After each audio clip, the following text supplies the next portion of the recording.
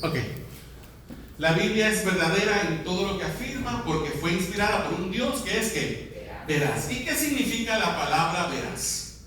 Vemos aquí que la palabra veraz viene del griego aletes, que significa verdadero, justo y honesto. Entonces, el Dios que inspiró la Biblia es un Dios que es verdadero, es justo y es honesto. ¿Qué dice el segundo inciso en la introducción en esta mañana? Todos juntos, a la 1, a las 2 y a las 3. ¿Qué dice? Nuestra iglesia cree que la Biblia es inerrante, no contiene errores en sus manuscritos originales. ¿Ok? Nosotros creemos y afirmamos como iglesia que la Biblia es inerrante. ¿Ok? Para nosotros eso es una doctrina fundamental de nuestra fe. ¿Okay? Hay iglesias que no creen que la Biblia es inerrante. Eso es asunto de ellos, problema de ellos. Esta iglesia cree que la Biblia es inerrante. ¿Okay? Y que los escritos originales en hebreo, en griego y en arameo no contienen errores. ¿Okay? Puede que la traducción, alguna cosita se pueda pasar porque acuérdense que ninguno de nosotros habla hebreo. Muchas de las frases o muchas de las ideas o conceptos conceptos, palabras en el hebreo ya no tienen un significado en la era actual. Y cuando uno traduce, uno tiene que más o menos, basado en el contexto, ver qué quiso decir el autor y entonces los traductores escriben. ¿Okay? Ponen más o menos una idea aproximada de qué fue lo que quiso decir el autor. ¿Están hasta aquí? ¿Entendieron? Ok. Entonces la doctrina de la inerrancia de las escrituras es una enseñanza fundamental de nuestra fe. Ahora, dice aquí, cuando afirmamos que la Biblia es inerrante, no estamos negando el hecho de que hubo ¿qué? Autores humanos involucrados en su redacción. La inerrancia no niega la verdad de que hubo autores humanos en la redacción. ¿Qué dice luego? Los autores humanos de la Biblia, todos juntos, estaban influenciados por la cosmovisión de su época, de su cultura, de su nivel educativo, etc. ¿Qué quiere decir eso? ¿Qué quiere decir eso? Ustedes, nosotros ahora, ¿ustedes están influenciados por la cultura que nos rodea de alguna manera? Por la cosmovisión de vida del mundo que nosotros tenemos. Ahora yo estaba hablando con Mabel porque una de las hermanas, Carmen Rosado, la misionera que fue conmigo a Venezuela, a Amazonas, ella había preparado un manual de misiones que nos lo facilitó para que nosotros lo adaptemos acá. Pero hay cosas que están en ese manual que aplican solamente en Venezuela del 2014 y con los indígenas que íbamos a trabajar allá, no acá. ¿Okay? Mabel me hacía el comentario de que ella dice, pastor, yo borré eso, no me atreví a ponerlo. Porque en el manual de cuando tú vas a Amazonas, hay una parte, las hermanas, escuchen esto, las hermanas indígenas, hermanas en Cristo, indígenas, escuchen bien, van a la iglesia sin nada arriba. ¿Ok? Entonces, para nosotros que venimos de acá, cuando vemos eso, ponemos el grito en el tercer cielo. Y vamos a querer imponerle a esa gente nuestra cultura y nuestra cosmovisión, que eso pasaba. Y una de las cosas que decía el manual era que evitaran mirar a las hermanas y que evitaran, porque era para los que venían de Puerto Rico. No, pues sí, pero es difícil tampoco ver. Sí, porque si tú estás allá entre ellos, las vas a ver que están haciendo el tiempo, para ellos es normal. Entonces tú tienes que evitar mirarlas. Para fijamente. incomodarse uno, porque uno incomodaría. Sí, se incomoda uno, se incomodan ellos. Pero había gente que aún leyendo esto, aún sabiendo esto, iba, no, a esas mujeres hay que ponerle brasieres, hay que ponerle blusa, porque esto es una distracción. Aunque sea un trapito, Ellas han aprendido. Y me acuerdo que muchas de las cosas que le llevábamos desde Puerto Rico eran retazos grandes de tela. ¿Ok? Entonces, retazos de tela. No eran ni siquiera ropa, eran retazos de tela. Me daba gracia porque mandaron una tela que era negra con calabacitas de Halloween. Entonces me da gracia porque tú veías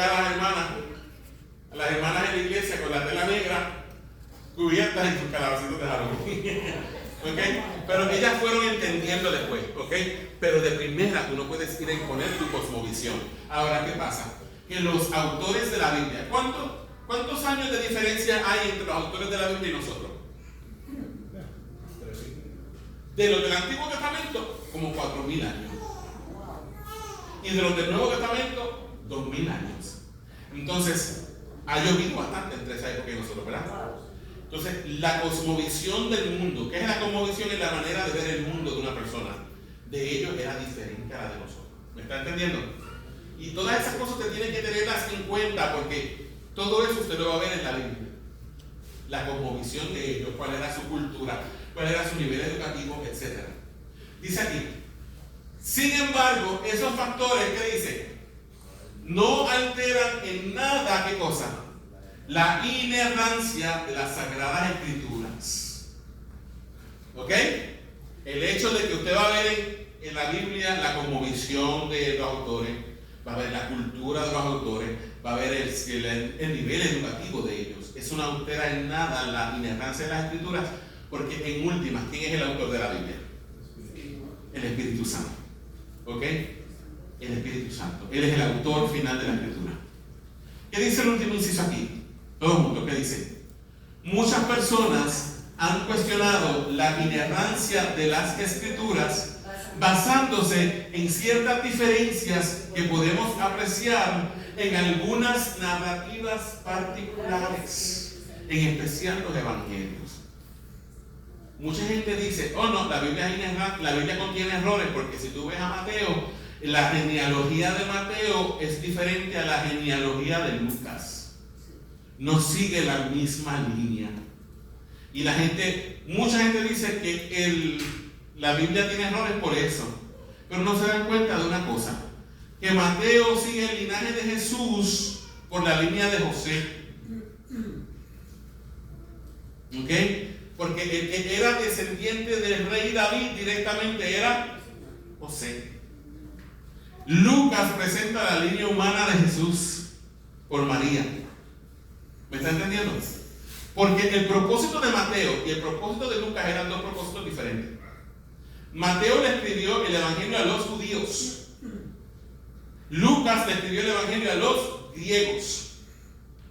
Y el enfoque que da Mateo del evangelio de Mateo y el enfoque de Lucas es totalmente distinto al de Lucas. Porque en Mateo en Mateo, acuérdense, Mateo fue escrito, déjame traer la pizarra. Ya me dio manía. Es que quiero explicarle las cosas y no puedo explicarse las cosas.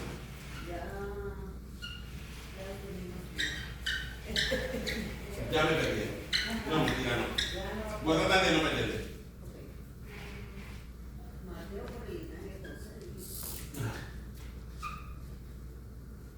Mateo. Acuérdense, le puse aquí que muchas personas han cuestionado la inerrancia de las Escrituras basándose en ciertas diferencias que podemos apreciar en algunas narrativas particulares, en especial en los evangelios. ¿Cuántos evangelios tenemos? 4.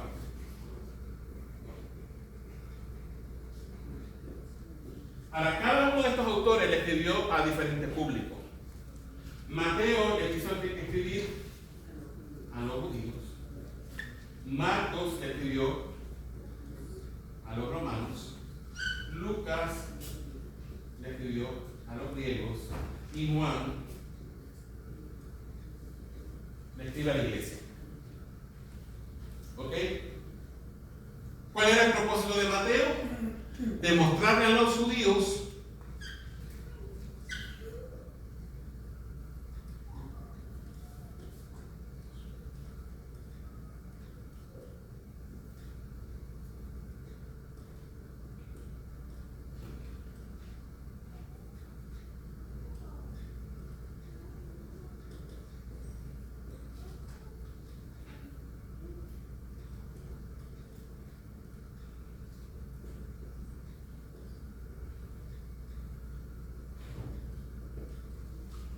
demostrar a los judíos que Jesús era el Cristo y que Él era el heredero al trono de David. Demostrarle que Jesús era el Mesías. ¿Qué niegan los judíos precisamente de Jesús? Todavía hasta el día de hoy. Que ellos niegan que Jesús es el Mesías. Que no ha llegado. Que no ha llegado, que no vino. Dime, pa. ¿Por qué la importancia si José es de David y no el padre? Porque ¿quién era el padre putativo? Esa palabra es correcta, ¿qué? Padre putativo. El padre putativo de Jesús, el padre adoptivo. Sí, adoptivo. ¿Por dónde venía la rama del linaje real? ¿Por la línea de quién? Del papá. ¿Ok? Entonces era importante, aunque Jesús no era hijo de sangre de José, pero José fue el que lo adoptó como suyo. Por lo tanto, Jesús es heredero al trono de David por la línea de José. No pudo haber sido por María, No. Por la línea del papá. Acuérdate, padre a hijo, a hijo, a hijo. ¿Ok? Marcos fue escrito para los romanos. Y en Marcos, el enfoque de Marcos es Jesús como el siervo de Dios. Entonces Mateo ve a Jesús como el rey de los judíos. Marcos ve a Jesús como el siervo del Dios viviente, el siervo sufriente. Lucas fue escrito para los griegos. Y Lucas ve a Jesús como Jesús como hombre. Juan fue escrito para la iglesia. ¿Y cómo Juan presenta a Jesús?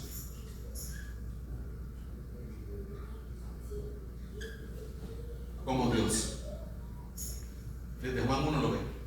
En el principio era el verbo era con Dios y el verbo era Dios. Este era en el principio con Dios. Todas las cosas por Él fueron hechas y sin Él nada de lo que ha sido hecho fue hecho. Otra diferencia que ustedes pueden ver pequeña en los evangelios es en las narrativas. Hay pasajes que usted va a ver que hay 2 endemoniados gadarenos.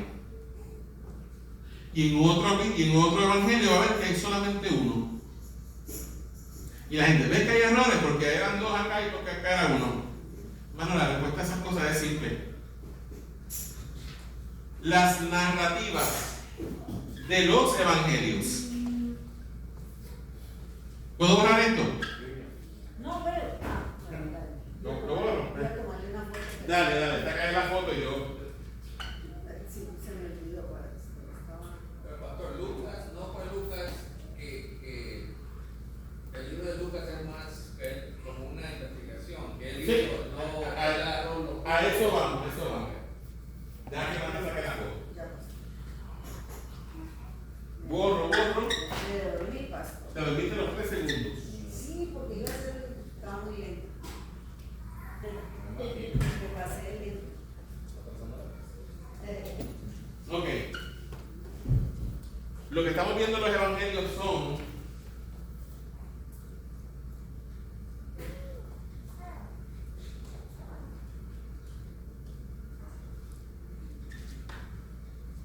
cuatro puntos de vista.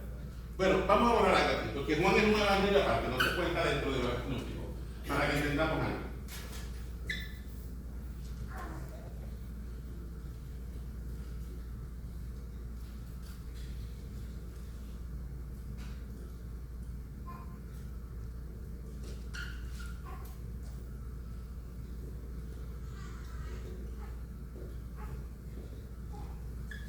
Estos 3 evangelios, Mateo, Marcos y Lucas, se conocen como los evangelios sinópticos. Si usted los lee, va a darse cuenta de que tienen la misma historia, con alguna variante. ¿Ok? Se llaman sinópticos porque tiene de óptica, de punto de vista. O sea, que cada uno presenta un punto de vista diferente de un mismo suceso. Cuando usted va a una corte, ponle que tú estabas en la Bourbon Street y viste cuando mataron a un hombre en la calle. ¿Ok? Le dispararon. Y había 20 personas cerca. Y los 20 fueron testigos del mismo suceso. Pero había uno más cerca, había otros más lejos, otros que estaban allí que simplemente oyeron. ¿Verdad que sí? Cuando van a la corte, ¿qué explica cada persona en la corte? Su punto de vista de lo que vio, ¿verdad que sí? Los puntos de vista en general, van a hablar del mismo tema. Bueno, sí. Sí van a hablar del mismo tema. Pero que todos vieron que la muerte del hombre en la calle.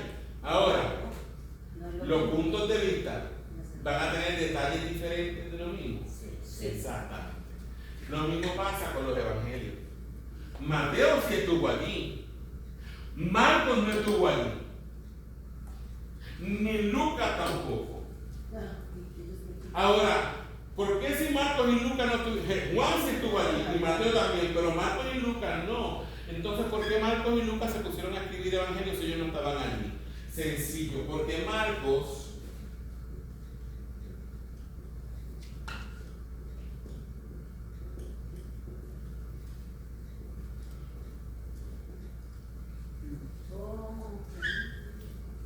fue discípulo de Pedro. Y Pedro estaba ahí. Pedro sí. Pastor, ¿y qué pasó con el otro? Te digo ahora. Con Juan. El evangelio de Juan no se parece a los otros tres. Es diferente totalmente. Es un evangelio más espiritual. Y Juan, en vez de poner muchos milagros, Juan escoge 7 milagros específicos y los llama señales. ¿Ok? Y en Juan, si usted se fija, y usted mira, si su Biblia tiene letras rojas, la palabra de Jesús, usted se va a dar cuenta que Juan está lleno de letras rojas. En los otros evangelios no tanto, porque Juan pone discursos largos de Jesús. Hay discursos largos de Jesús. Hay oraciones de Jesús completas en Juan. Juan 17 es una oración completa de Jesús. Son diferentes. Algunos milagros pueden que sean iguales, pero usted va a ver que hay cosas que dice Juan que no dicen los demás. ¿Ok? Bueno, pastor, piense que Marcos fue discípulo de Pedro. O sea, su punto de vista va a ser todo lo que Pedro le dijo. Lo que Pedro le enseñó. Exactamente, hermana. Tú llegaste al punto. Marcos escribe lo que aprendió de la boca de Pedro. Ahora, ¿quién era Lucas? Lucas no era judío. Lucas era griego. Ahora, ¿cómo es posible que un griego escribió un libro de la Biblia? Porque Lucas fue asociado a un apóstol. Lucas tenía una estrecha relación con quién? Con Pablo. Pero ven acá, Pablo no estuvo con Jesús nunca. ¿Verdad que no? No. Jesús no estuvo con Pablo no estuvo con Jesús nunca. Pero Lucas era médico. Era un hombre de ciencia. Y si usted lee el Evangelio de Lucas, ¿cómo empieza el Evangelio de Lucas? ¿A quién Lucas le está dedicando su Evangelio? A un hombre llamado Teófilo. Lucas le estaba evangelizando a ese hombre. ¿Quién era Teófilo? Era un hombre importante, pero no sé exactamente quién era. Y Lucas estaba evangelizándole. Y el producto del Evangelio de Lucas es el producto de la investigación de Lucas. Lucas era un reportero. Lo que usted va a ver en el libro de Lucas es lo que Lucas recopiló de la gente. Por eso es que la historia de Lucas es diferente a la de Mateo. Es más detallada. Lucas no estando allí es más detallista. Usted va a ver, en Mateo aparece el nacimiento de Cristo, ¿verdad que sí? Pero aparece el relato de los pastores. ¿Qué aparece? El relato de los magos de Oriente. Pero en Lucas aparece el relato de los pastores. Es más, Lucas va más atrás. Lucas empieza desde que el ángel Gabriel le anuncia a Zacarías que su esposa va a tener un hijo, que es Juan el Bautista. ¿Okay? Y después es que habla del nacimiento de Cristo. Es bien detallista. Lucas es bien detallista. Un evangelio precioso. Pero cada evangelio es diferente. ¿Okay? Y usted va a ver diferencias porque están narrando, posiblemente uno está narrando lo que otro le contó y otro está narrando lo que vio. Entonces, ¿por qué aparecen dos endemoniados en un evangelio y uno en otro? Hermano, la respuesta a eso es bien simple. Eran dos endemoniados, pero había uno que era más fuerte que el otro. ¿Me está entendiendo? Era más importante que el otro. Así que uno de los autores decidió omitir aquí al otro endemoniado, Hay pasajes que dicen que Jesús sanó, que si el paralítico. Y allí estaba Pedro, Santiago y Juan. Y en otro omite a Pedro, Santiago y Juan, pero habla de los apóstoles. ¿Hay diferencia allí? No. Lo que pasa tal vez que Mateo estaba cerca y Mateo vio que cerca de Jesús estaba aquí Pedro, Santiago y Juan, y por eso los escribe, mientras que el otro dice, no estaban los apóstoles, los discípulos. Pues sí estaban los discípulos, pero entre ellos estaba aquí Pedro, Santiago. ¿Eso le quita validez al relato bíblico? No, eso es como el testimonio de 20 personas testificando lo mismo ante un tribunal. Es más, les voy a decir algo. Si los 20 testigos del asesinato del hombre en la Bourbon Street se ponen de acuerdo y van delante del juez y todos dicen exactamente lo mismo, ¿les van a creer? Eso es sospechoso. Esta gente se reunió para... Entonces, eso mismo, eso que usted lee como un defecto, eso le da validez a los evangelios. De que el relato es verdadero y es fidedigno. Porque está narrando lo que vieron. Es más, Juan es bien específico. Juan dice, lo que hemos visto. A Juan nadie le contó. Juan nadie lo contó. Juan lo tocó. Por eso dice, lo que hemos visto, lo que hemos oído, lo que palparon nuestras manos, lo que vieron nuestros ojos. Porque él lo tuvo. Por eso es que cuando...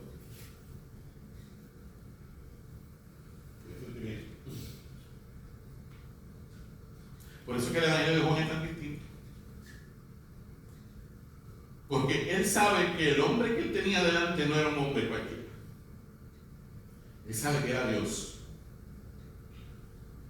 Y que él pudo tocarlo. Tal vez nosotros estamos tan lejos de ese tiempo que nosotros lo leemos y lo leemos como el papagayo y le pasamos por encima. Por eso es que yo les digo siempre, cuando usted lea la Biblia, usted póngase en el lugar del que escribió. Trate de sentir lo que él sintió.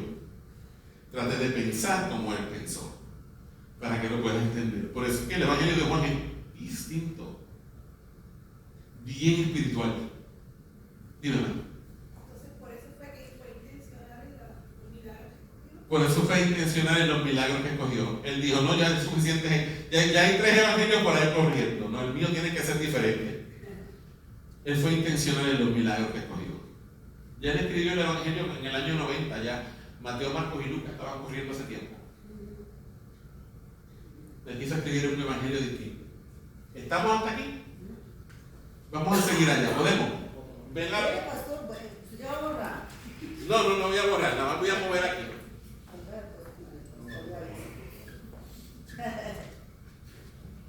Ay, perdón. No se preocupe. Para reflexionar, vamos a leerlo todo juntos. ¿Serán esas pequeñas diferencias en algunas narrativas razones válidas que nos hagan cuestionar la inerrancia e infalibilidad de la Biblia? Ya dijimos que no. Al contrario, esas pequeñas diferencias le dan validez al relato bíblico y le dan veracidad. Otra cosa que le da veracidad a la Biblia es la siguiente. ¿El testimonio de las mujeres era válido en el tiempo de Jesús? No. La palabra de una mujer era considerada un cero a la izquierda. Entonces, si la Biblia fuera un libro truqueado, escuche bien, ¿quiénes fueron las primeras que vieron a Jesús resucitado? Las mujeres. Y la Biblia lo pone tal cual. ¿Usted me está entendiendo? Si la Biblia fuera un libro truqueado, hubieran cambiado eso. No, espérate, eso hay que borrarlo porque la palabra de la mujer no vale. ¿Usted está entendiendo? La Biblia no oculta nada de los defectos de los autores ni de los personajes. No. Eso le da validez al relato. Porque cuando usted lee las historias de los héroes de la antigüedad y de la mitología, siempre glorifican a quién, a los personajes, los presentan casi divinos. Pero la Biblia no presenta a los personajes divinos. Los presenta de carne y hueso, con todas las metidas de pata, con todo lo que hacen. Eso le da validez al texto bíblico. ¿Me está entendiendo? Seguimos acá. Recuerda, ¿qué dice? Número 1. A la luna, ¿qué dice? La Biblia no fue un dictado palabra por palabra del texto sagrado. No fue que Dios le presentó a dictarle. Ahora escribe tal cosa, fulano, no. ¿Qué dice luego? El Espíritu Santo dejó intactas las mentes y las facultades de estos hombres. Tenían sus 5 sentidos. Y luego dice, el Espíritu Santo se valió de la completa humanidad de los autores sagrados. Él no anuló lo que ellos eran. Lo que sí hizo fue dirigirlos con su influencia divina, tal como el viento dirige las velas de un barco hasta llevarlo a puerto seguro. ¿Okay? De eso hablamos en la doctrina de la inspiración. Por último, ¿qué dice aquí? Recuerda, podemos confiar en la Biblia porque, y esto es importante, léalo conmigo, podemos confiar en la Biblia porque conocemos el carácter del Dios que guió a los autores sagrados en el proceso de revelación e inspiración. ¿Y cuál es el carácter de Dios? Él es veraz. Entonces yo puedo confiar en la Biblia porque confío en el carácter del que en últimas fue que escribió la Biblia, guiando a los autores sagrados. Ahora yo quiero invitarlos a que abran su libro. Vamos.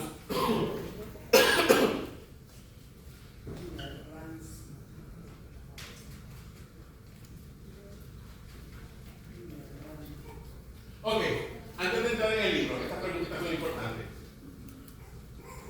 Pregunto número 1, ¿qué dice? ¿Qué implica afirmar que Dios es veraz, verdadero, justo y honesto? ¿Qué implica para ti, Wendy? Cuando tú afirmas que Dios es veraz, ¿qué eso implica para ti? Que Dios es honesto, que Dios es verdadero, que Dios es... ¿Qué implica para ti? Cuando tú dices Dios es veraz. ¿Que crees en Él? Muy bien. ¿Qué más? ¿Alguien tiene alguna otra opinión? Hermana Luna, cuando tú dices que Dios es veraz, ¿qué para ti implica eso? Que lo que dice la palabra es verdad. ¿Alguien más concuerda con la hermana Olga? Muy bien. Lo que dice la palabra es verdad. Ahora, si afirmar que Dios es veraz implica que nosotros creemos que lo que dice la palabra es verdad, ¿qué implica poner en duda o negar esas cualidades del carácter de Dios? Cuando yo pongo en duda que Dios es veraz. Que no es veraz, y si no es veraz, entonces la palabra que él escribió tampoco es verdad, es mentira. O tiene medias verdades. ¿Okay? Ahora, que no todo lo que está en ella es verdad. Que no todo lo que está en ella es verdad, exactamente. Y la tercera y última pregunta dice: ¿será acaso, todo mundo, será acaso dudar o negar la inerrancia de las Sagradas Escrituras una forma de poner en tela de juicio el carácter de Dios? Cuando tú dices que la Biblia tiene errores, tú estás poniendo en duda el carácter de Dios. Y si tú pones en duda el carácter de Dios, ese Dios del que tú estás predicando es un Dios que no es digno de confianza. ¿Usted me está entendiendo? Entonces, de cuestionar la inerrancia de la Escritura es cuestionar el carácter de nuestro Dios. Punto. Se acabó. No hay de otra aquí. Ahora, ¿qué nos enseña la Biblia acerca del carácter de Dios? En Números 23, 19 y 20, que está en su libro, en la página 34, y vamos a ver los párrafos 2, 3 y 4 de su libro. Página 34, 2, 3 y 4. Vamos a tratar de terminar pronto. Página 34. Ok. Dice en la página 34 arriba, dice: Dios es veraz en cada una de sus palabras. O sea que Dios es honesto, es verdadero en cada una de sus palabras. Vamos a leerlo todos juntos. Dice: el estudio de la veracidad o la falsedad de la Biblia debe comenzar con Dios. Punto. Se acabó.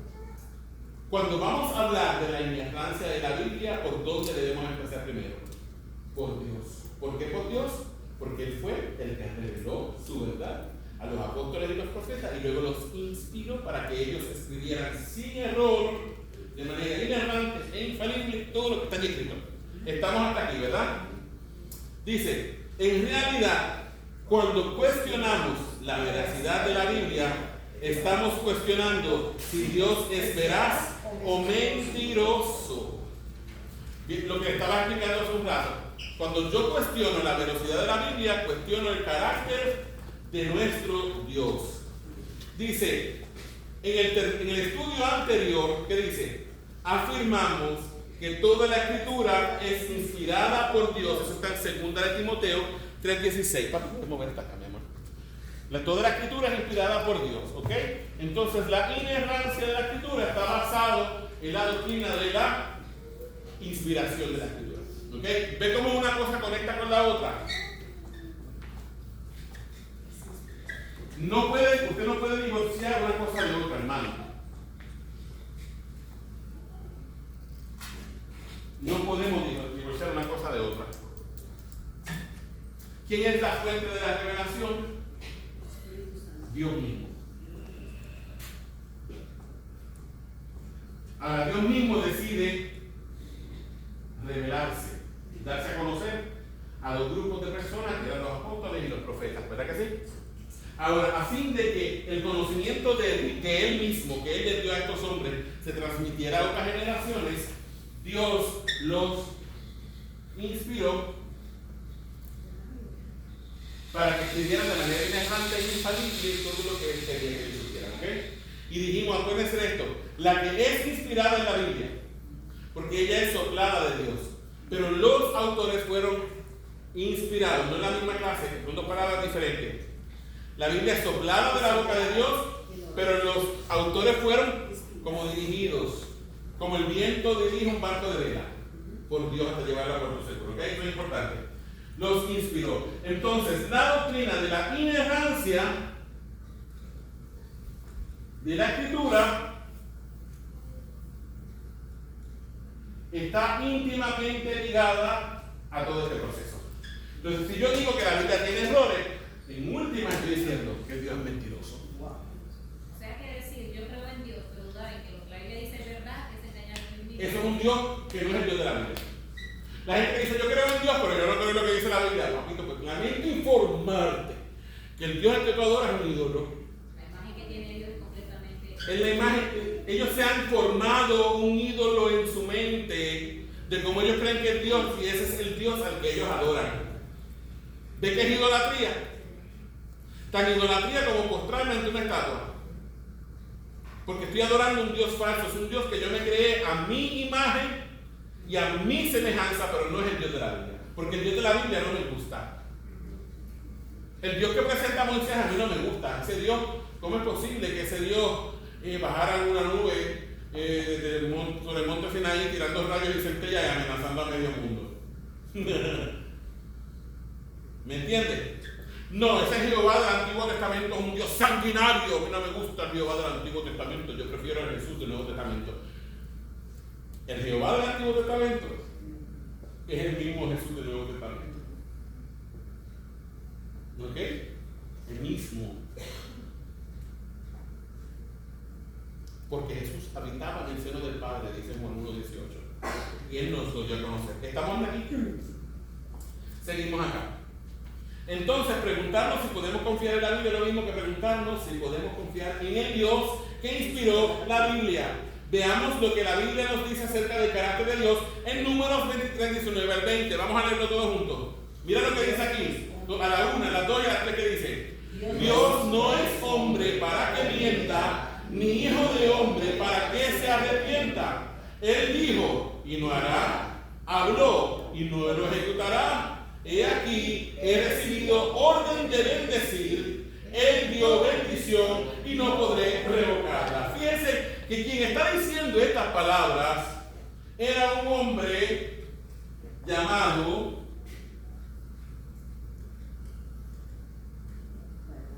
Balaán el profeta. Pero era un profeta vendido, porque a él el rey Balac de Moab lo contrató para que maldijera al pueblo de Israel. ¿Ok? Le pagó plata. Le dijo, yo te voy a pagar una buena, porque yo sé que cuando tú maldices a alguien, la maldición le cae. Y yo quiero que tú te pares cerca de donde está el campamento de Israel. Acuérdense que en el desierto, ¿dónde estaba el pueblo de Israel? En casas de campaña, ¿verdad? En el centro del campamento, ¿qué estaba? El santuario, ¿verdad? El arca, donde estaba el arca del pacto. Y alrededor del santuario estaban las 12 tribus distribuidas. 3 tribus al norte, 3 tribus al sur, 3 al este y 3 al oeste. O sea que era un campamento precioso, bien organizado. Y Balac le dijo, quiero que te pares por acá, en una quinta, en este monte, y desde allá los mires y los maldigas. Y cada vez que Balac iba a proferir palabras de maldición, lo que salía por su boca eran palabras de bendición. No podía maldecirlos.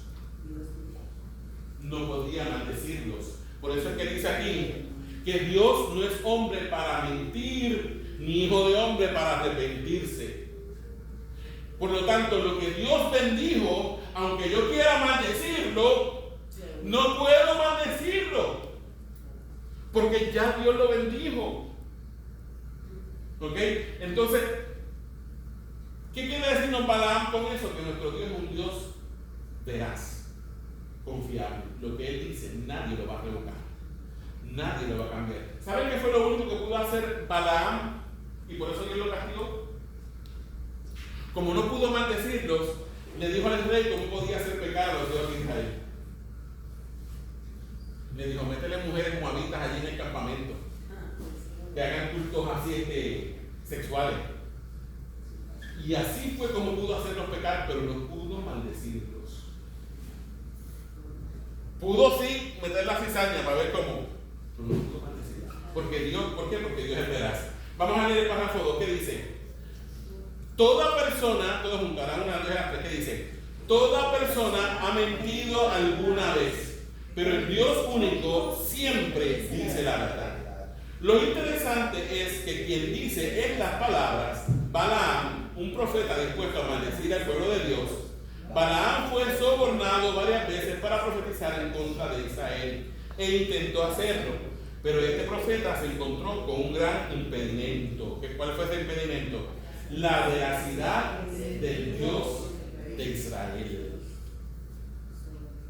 Dice, vamos a leer el tercer párrafo, dice, cada ocasión que consultó a Jehová, se dio cuenta de que no podía ir en contra de las palabras de Jehová, ni en cosa chica ni grande. Lo que Dios había dicho se cumpliría, no porque Dios sea obstinado, sino porque Dios es veraz. Entonces, la palabra de Dios se cumple, no porque Dios es caprichoso, porque nosotros sí somos caprichosos. Nosotros podemos hacer que se cumplan cosas, porque somos caprichosos y las hacemos a la fuerza. Pero las palabras de Dios no se cumplen porque Él es caprichoso, ni porque Él las hace a la fuerza. Se cumplen porque Él es un Dios veraz, honesto, perfecto, justo. Seguimos aquí. Dice, Él declaró bendición sobre su pueblo y Él nunca se retracta. Dios nunca habla en vano, ni nadie puede hallarlo mentiroso. Balaam entendió eso y debemos entenderlo también nosotros. Y ya para terminar, el último párrafo que dice, si Dios inspiró la Biblia, cada palabra, chica o grande, ¿qué dice? Es verdadera, tanto como el Dios que la exhaló. En 2 Timoteo 3:16, ¿se acuerdan? Toda escritura es inspirada por Dios, es soplada por Dios, es teonetus de Dios. Por eso toda profecía fue cumplida y toda profecía se cumplirá. No solo se cumplirá porque Dios sabe el futuro, sino además porque todo lo que Dios dice es veraz. También por eso la Biblia jamás va a equivocarse en cualquier dato científico o histórico. Nosotros podemos equivocarnos o decir algo que es mentira. El Dios verdadero no miente sobre cosa chica. Importante. No tengo ahora mismo el número exacto, pero todo lo que Dios dijo acerca de Jesús en el Antiguo Testamento se cumplió. ¿Ok? En el Salmo 22, él es presentado como el siervo sufriente. En Isaías 53 es presentado como el siervo sufriente. El día que Jesús murió se cumplieron 300 profecías, por lo menos, mínimo 300 profecías en un solo día. 300 en un solo día. ¿Qué probabilidad hay de que eso pudiera pasar? De que 300 profecías por lo menos se cumplieran el mismo día sobre una persona. Dios prometió que el Mesías nacería de una virgen y nació de una virgen. Dios prometió que el Espíritu de Jehová estaría sobre él y que él sanaría a los enfermos, echaría fuera demonios. Y así fue. Dios prometió que el Mesías moriría y resucitaría. Y así fue. Entonces, 300 profecías por lo menos se cumplieron ese mismo día. Las que faltan por cumplirse, ¿ustedes creen que se cumplirán? Claro, No. claro. Todo se cumplirá. Si Jesús dijo que volvería, ¿qué va a pasar? Va a volver. Jesús dijo que los posteros días la maldad se aumentaría. ¿Qué estamos viendo? Estamos en tiempos en que verdaderamente usted lo puede sentir. Hay oposición contra la iglesia. Si usted no lo siente, usted está viendo el mundo, necesita despertarse. ¿Okay? Y lo estamos sintiendo ahora aquí en el occidente. Hace tiempo que nuestros hermanos en Oriente, en China, en India, en Arabia están sufriendo por Cristo, los matan, los meten a la cárcel hace tiempo. Eso viene para acá. No esperen un rapto secreto, porque no viene un rapto secreto. Que nos van a sacar de este mundo, no lo esperes, porque eso no lo dice la Biblia en ninguna parte. Lo que la Biblia sí dice es que nosotros vamos a confrontar los poderes del anticristo y vamos a verlo. Y en Apocalipsis dice que al anticristo se le dará poder para guerrear contra los santos y vencerlos. Nos van a vencer, hermano. Nos van a vencer. Y usted tiene que agarrarse a ponerse bien los pantalones en su sitio, porque viene tiempo de persecución para la iglesia. Y estamos ahí. Aquí en América. Pronto van a meterse a las iglesias a matar a la gente, como lo están haciendo ya. Porque la gente odia cada vez más a Cristo, usted lo puede sentir. Ponga cualquier cosa de Cristo en Facebook. Ay, Dios mío. No, pastor, y no solamente eso, nada más el viernes. Y yo andaba, como estaba haciendo ayuno, oración, estábamos con mi familia, vamos a hacer así. Nada más como con la compañera del trabajo mío, de un momento a otro me dice, uy Marta, ¿por qué no lo apagas o le mermas? O sea, porque... ¿A la palabra o a la música? Tenía la palabra y también después puse la música, porque, o sea, la música, o sea, como que baja el ánimo, como que no estás, y yo dije, wow, pues yo la puse porque yo pensé que, o sea, a mí me da ánimo. A ti te da ánimo, a ella la perturba. Sí, por eso digo, nada más eso es fricción, entonces, Entonces, hermano, tenemos que agarrarnos bien de Cristo. Al final la victoria es nuestra. Si Jesús dijo que la victoria es nuestra, ¿de quién es la victoria? Nuestra. Que vamos a pasar por tribulación por un poco de tiempo, vamos a pasar. Que muchos de nosotros moriremos por causa del Evangelio, muchos moriremos. Cristo jamás le prometió a los discípulos, ustedes van a tener una vida gloriosa, no, él le dijo, en el mundo tendrán aflicción. Y en el mundo a muchos de ustedes los van a matar. ¿Sí? Tranquilo. Porque si yo, que soy el árbol verde, me hicieron esto, ¿cuánto más ustedes que son las ramas secas? ¿Entienden? Hay que estar pendiente de eso. Hermano, agárrese de Cristo. Agárrese de la Escritura. Hermano, ore. Hermano, ayude. ¿Ok? Ayude. Porque lo único que le va a dar la fuerza para poder confrontar todo lo que viene, la palabra, la oración. Y el ayuno lo va a ayudar a entrenarse, créame. ¿Ok? Vamos a orar. La clase terminó con una nota tenebrosa. Pero no es tenebrosa, hermano. Tenemos la victoria, pero Dios quiere que estemos a recibir todas las cosas, ¿ok? Vamos a orar en esta preciosa tarde. Gracias te damos por este día que compartimos junto a nuestros hermanos. Te pedimos que nos bendigas y nos cuides y prepara nuestros corazones para seguir entendiendo tu palabra. Te pido que nos proteja y nos cuide de camino a nuestros hogares en esta tarde y te damos gracias por todo y por sus bendiciones. Te lo pedimos todo en el santo nombre de tu Hijo amado Jesús. Amén. Amén. Amén. Hermano, que la bendición del Padre, el amor del Hijo y la comunión del Espíritu Santo sean con ustedes. Amén.